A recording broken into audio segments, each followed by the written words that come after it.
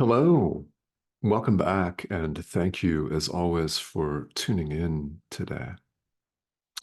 As we continue our journey through the text of A Course in Miracles, we've arrived at a very interesting point.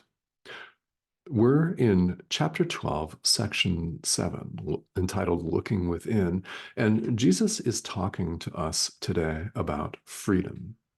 Our one remaining freedom. So hence the title, Your One Remaining Freedom. So what is this and what does this even mean? Well, let's unpack this. Here in the world where we appear to be human beings, we appear to be separate from our brother, and we certainly appear to be separate from God. We see one division after another, and sometimes we're cooperating with some of these other individuals, and sometimes we're not. There's nothing consistent, and therefore we suffer. You may be experiencing a blissful moment or a blissful year or decade, but I guarantee you it has not been all blissful because our lives here are interspersed with drama, with pain and fear and anger and sadness and rage and frustration, anything that's not wholly joyous. We experience a lot of that, don't we? So it's like a roller coaster ride. Eventually, we get fed up with this and seek a way out. Welcome, you're here. We're going to talk about your one remaining power, your one remaining freedom here in this world. And it's huge, huge. So stick around. Now, here in the world, we look what appears to be outside of ourselves, and we see lots of struggle and strife. We see warfare. At any point in time, there are a handful of armed conflicts going on in the world. Sometimes there are a lot of them. There is always competition in the business and economic world because we've set ourselves up to compete with one another as though someone else were out to get our stuff. And that's where we appear to find ourselves. We look at conflict all the time and we rightly assess all of this and think, what a cruel world. How harsh. Yeah. Where we sometimes go is feeling like there's nothing we can do about it, that we're a victim of the world that we see. Enter A Course in Miracles, where the workbook for students has a lesson, an entire lesson, that says, I am not the victim of the world I see, and you are not the victim of the world you see. We have one remaining freedom here, and that is our power of decision, the power of choice, which cannot be taken from you. You could choose not to exercise it. Yes, if you're playing the victim card right now, you're choosing. That's an exercise of this choice. We could choose not to decide. We could choose to run and hide. We could choose to delay and deny our own power. That's a choice. This is exercising this choice.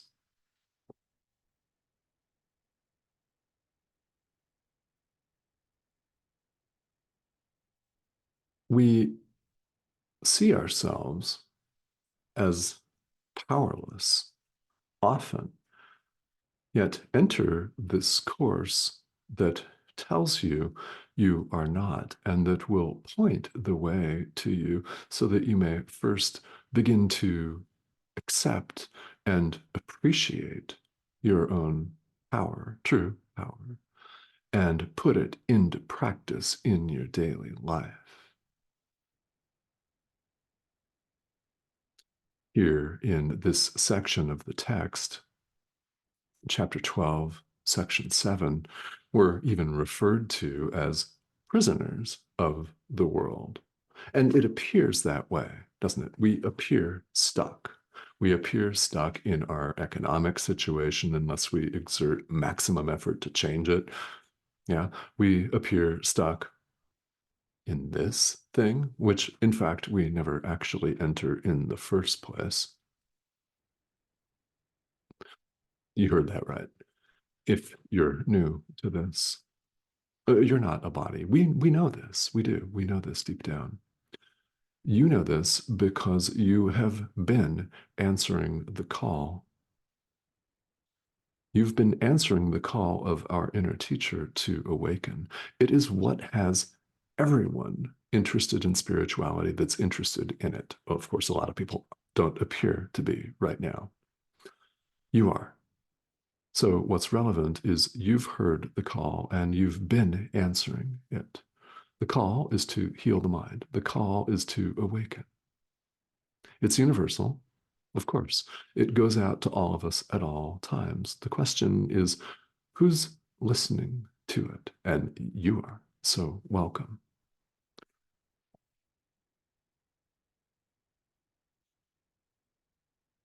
We appear stuck here, yet deep down we know that we're not. So how do we bring this experience? Well, we practice it. What I mean by practice is extending love. What I mean by practice is extending the miracle of true forgiveness to your brother. Forgiving, forgiving, forgiving. In the true manner that we're taught to forgive here in A Course in Miracles. This is a subject that's central to the practical application of this course. In fact, it is the practical centerpiece of it, and it's a subject that we've covered quite a lot, often, on these videos. We'll cover it again, for sure. It's one of those topics that, as adult learners, we find we need to return to over and over until it becomes habit forming.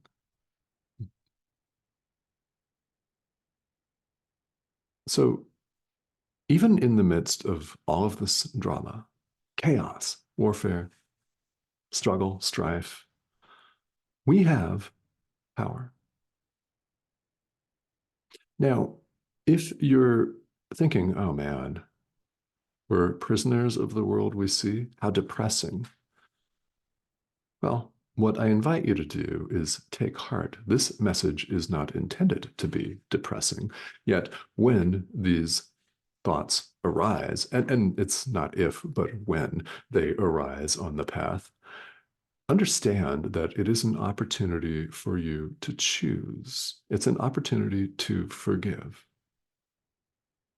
It's an opportunity to choose yet again. That is what the present moment is and represents for all of us. So I'm fond of saying that spirituality is for grown-ups. It is, because we, in order to heal the mind, need to be aware of how backwards we have it here, how we're not seeing things as they are, and we need to become aware of it so we can lift the veil, so to speak, so we can forgive what comes up that's not wholly joyous. The one power that you have remaining is more than enough power to help you awaken. It is the power of decision, of choice, right now. What's the choice? This is one choice. Happily, this course simplifies things. Our salvation is much, much simpler than we think it is. These ideas are all simple, disarmingly simple. Emphasis on disarm. We introduce all of the complications ourselves, and they're all needless. Here's the choice. There are exactly two options. One option is real, the other is not. I hope that helps. Again, an idea that we need to be reminded of often as adult learners. These two options are as follows. One choice is the Holy Spirit, God, light, truth, love. That's one choice. The other choice is the ego. It's suffering, it's illusion, darkness, fear. Of these two choices, one is real, one is not. We choose light, and then we choose light. Again, if you've chosen darkness, and we all have chosen it repeatedly, or we wouldn't appear in this guise, we wouldn't appear to be here, this conversation would in fact be completely and wholly unnecessary. We wouldn't be having it.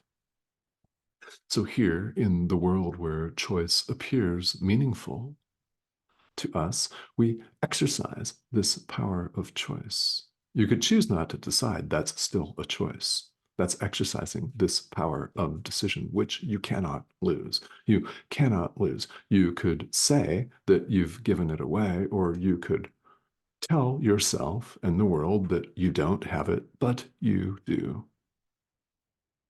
You do.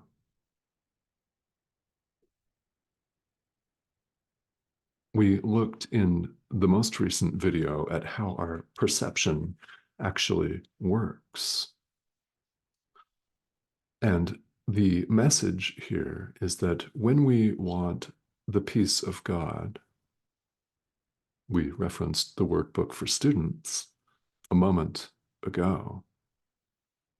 Another idea in the workbook for students is, I want the peace of God. Jesus has us practice this, put it into practical application, because when we want that and nothing else, that's what we see. When you want chaos, that's what you see. Referring to the very last video, the most recent video in this series, we saw how perception works. In our mind, we issue an invitation to love or an invitation to fear, an invitation to peace, or an invitation to conflict, frustration, warfare, and suffering. Oh, and pain and fear. We issue this invitation. We expect the invitation, and we see what we expect. It shows up in our experience. Want the peace of God, and only that. Boom. What then do you see?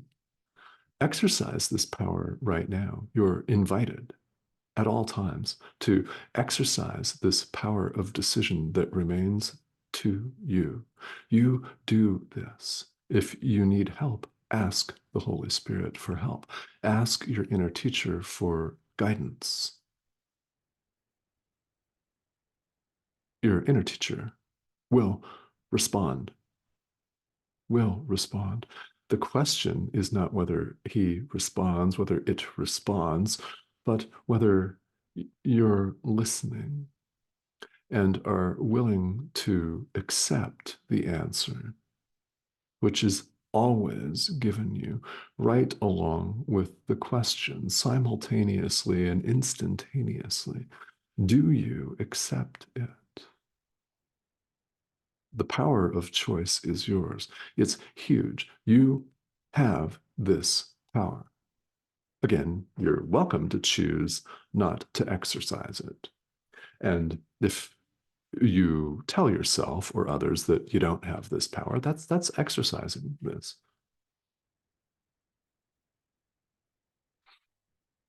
So we may as well choose peace because it's what we all want, the peace of God. How can I say this? How can we sit here and assert this with 100% certainty as though we know your mind? There's one mind. We all want the same thing, the peace of God. That is all there is.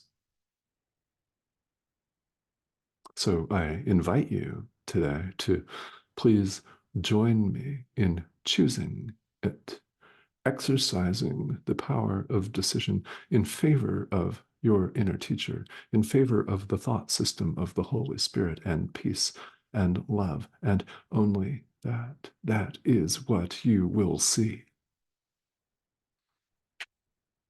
Hmm.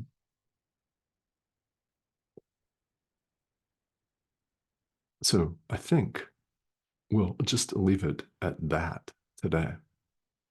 Again, I really hope that you join me, and I hope that you get and begin to appreciate. And if you're not in a place where you're allowing yourself to appreciate your true power, I hope that this helps you to do so, even if it's just a little bit. That is huge. It's very important.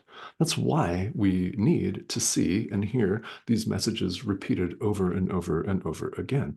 That's why A Course in Miracles is over 1,000 pages. And if you're going through it and you're thinking, man, this thing says the same thing all the time in different words, yes, of course. Of course it does. But we need to hear it. So if even in some small way this conversation has inspired you to practice, that is hugely important. And I'm very grateful for that. So, thank you for tuning in. Subscriptions are always welcome. If you have not yet subscribed, please do so. We'd love to have you. Thank you to all of you who have recently joined us. And this is the prompt here in the corner of your screen. It's that arrow that you see. Click that, hover over that, join us. We'd love to have you. And if you have questions at all about A Course in Miracles or spirituality in general, please feel welcome to leave them here. We often have very, very good, very thought-provoking discussions right here in the discussion forum on YouTube. So that is what it is for. If you wish to pop in and say hello, please do so. I'd love to hear from you. And I will talk to all of you very soon. Thank you for joining.